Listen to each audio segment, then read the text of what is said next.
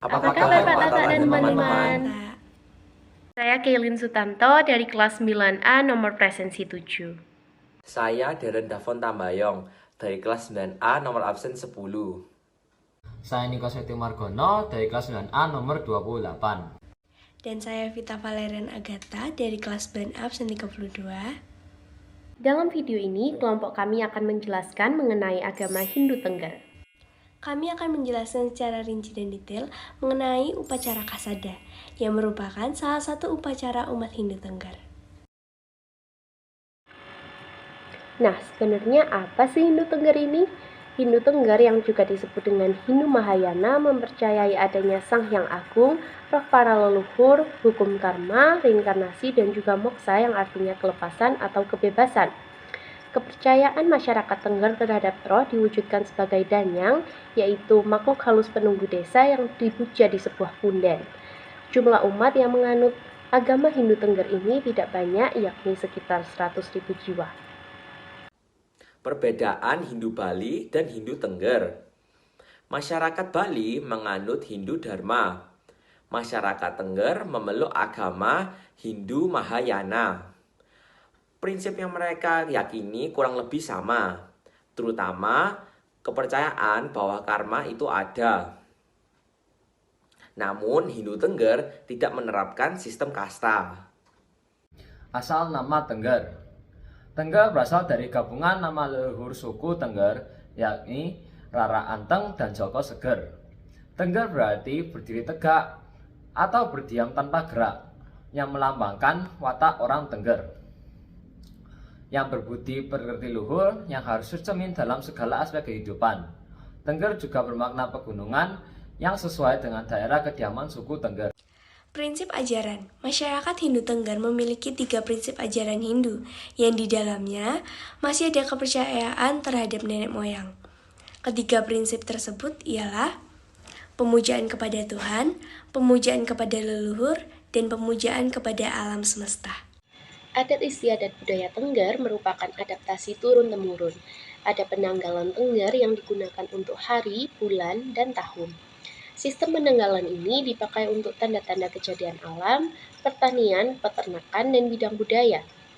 Menurut penanggalan suku Tengger terdapat 12 bulan, yaitu Kasa, Karo, K3, Kapat, K5, K6, K7, K8, K9, K10, Desta, dan Kasada. Umat Hindu Tengger rutin melaksanakan upacara yatnya. Upacara yang menggerakkan alam semesta beserta semua isinya untuk ditingkatkan menuju kehidupan yang lebih baik dalam kehidupan fisik material maupun mental spiritual, yaitu upacara yatnya, kasada atau kasodo, hari raya karo, dan unan-unan. Pelaksanaan ritual upacara yatnya kasada bertepatan dengan tanggal 15 bulan Kasada sesuai penanggalan asli suku Tengger. Upacara Kasada. Upacara Kasada merupakan sebuah ritual yang dilakukan pada bulan ke-12 yang bertepatan dengan bulan purnama. Upacara Kasada merupakan bentuk ungkapan syukur, ucapan terima kasih kepada Sang Hyang Widi bahwa masyarakat Tengger diberi kenikmatan, keselamatan, kesehatan, kebahagiaan, rezeki, dan kelimpahan hasil bumi, serta harapan agar dijauhkan dari malapetaka. Upacara ini dilakukan dengan melarung sesajen ke dalam kawah Gunung Bromo. Sejarah upacara Kasada. Pada zaman Majapahit, Roro Anteng sebagai anak Raja Majapahit menikah dengan Joko Seger, anak Brahmana. Selama beberapa tahun pernikahan, keduanya belum dikaruniai anak, sehingga mereka melakukan pertapaan di Gunung Bromo untuk meminta keturunan kepada sang penunggu gunung, Sang Hyang Widiwasa. Dalam pertapaan ini, mereka berjanji akan mengorbankan anaknya di kawah Gunung Bromo jika doanya dikabulkan. Selang waktu berlalu, akhirnya Roro Anteng dan Jaka Seger dikaruniai 25 anak. Mereka merawat anak-anak mereka dengan baik hingga dewasa. Namun, keduanya teringat dengan janji yang telah dibuat dahulu. Hal ini membuat mereka menceritakan janji tersebut kepada semua anaknya. Mengetahui hal tersebut, hanya satu anak yang rela untuk dikorbankan. Anak tersebut adalah Kusuma, yang merupakan anak terakhir dari 25 bersaudara. Sebelum mengorbankan diri, Kusuma menyampaikan pesannya kepada keluarga dan warga suku Tengger saat itu. Isi pesan tersebut adalah pernyataan bahwa dirinya dijadikan tumbal, sehingga mereka yang ditinggalkan dapat hidup damai. Ia juga meminta persembahan untuk kawah Gunung Bromo setiap tanggal 15 bulan Kasada. Sejak saat itu, upacara Kasada menjadi ritual rutin setiap tahunnya. Tahap upacara Kasada. Persiapan upacara dilakukan di rumah dukun pandita. Pura Ploten. 1. Upacara pembukaan. 2. Pembacaan kidung-kidung religi diiringi gamelan. 3. Lukat umat. Bisa disebut penyucian tempat persembahyangan. 4. Pembacaan kitab suci Weda. 5. Pembacaan sejarah Kasada perkawinan Rara Anteng dan Joko Seger. 6. Lukat umat 2. Bisa disebut penyucian jiwa umat. 7. Muspa. Bisa disebut persembahyangan.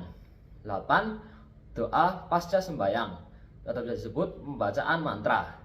9. Pemilihan calon dukun dilakukan di Kawah Gunung Bromo. 1. Lelabuhan sesajen. 2. Selamatan desa. Persiapan upacara. Sebelum upacara Kasada dilaksanakan, masyarakat Tengger mengambil air suci atau tirta di Gunung Widodaren atau Medok Tirto untuk melakukan ngelukat umat 2, sebuah upacara penyucian jiwa yang dilakukan di Poten. Upacara pembukaan. Upacara ini dibuka oleh panitia dan dihadiri oleh seluruh elemen masyarakat maupun pemerintah, termasuk dukun-dukun adat dari seluruh desa di wilayah Tengger. Acara dibuka dengan pertunjukan tari Roro Anteng dan Joko Seger. Dukun adat akan memimpin peserta upacara yang telah membawa berbagai hasil bumi untuk dilarungkan ke Kawah Gunung Bromo. Serangkaian acara. Setelah upacara pembukaan, dilakukan pembacaan kidung-kidung religi, diiringi gamelan, ngelukat umat 1, penyucian tempat persembahyangan, pembacaan kitab suci Weda, serta pembacaan sejarah Kasada, perkawinan Raja Anteng dan Jaka Seger di Pura Poten.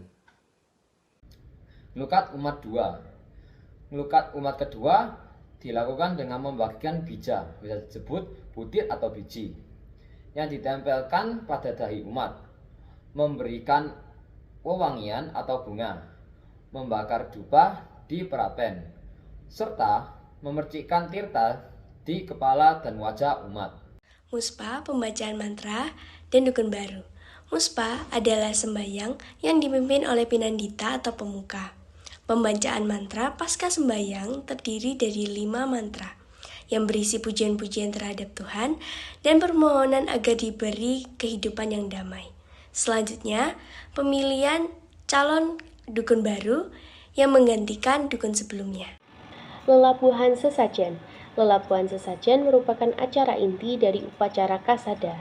Kegiatan ini dimulai dengan berjalan dari Pura Poten menuju ke Kawah Gunung Bromo dengan membawa sesajen. Sesajen biasanya berisi hewan ternak maupun hasil bumi. Perjalanan ini disertai dengan doa-doa sesuai niat masing-masing. Selamatan. Selamatan atau selamatan merupakan ritual akhir dari upacara Kasada. Selamatan dilaksanakan di masing-masing desa dengan dipimpin oleh dukun adat masing-masing. Makna upacara Kasada. Masyarakat Tengger awalnya melakukan upacara inti untuk menghormati pengorbanan Kusuma dan melakukan pesannya.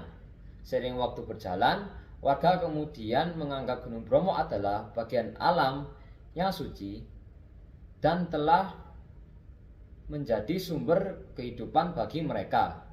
Sehingga ritual melemparkan persembahan ke Kawah Gunung Bromo juga sebagai penghormatan. Itulah penjelasan kelompok kami mengenai agama Hindu Tengger dan upacara Kasada. Semoga video ini dapat bermanfaat, menambah wawasan serta pengetahuan tentang agama Hindu Tengger.